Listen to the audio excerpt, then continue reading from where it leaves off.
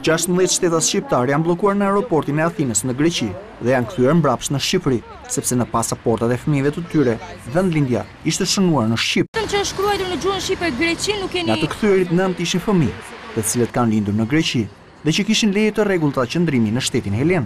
Ne udhëtuam me aeroplan në orën 8:30, na pritën shumë keq, përdorën edhe dhunë ndaj fëmijëve që na shtytën. Një përfaqësi e të kthyrëve është pritur nga ministri i jashtëm, Edmond Panariti. Na dha një garanci, tani brenda këtij muaji mund të ikim. Po ti u mërzite? Jo. Unë kam qesh të ri këtu.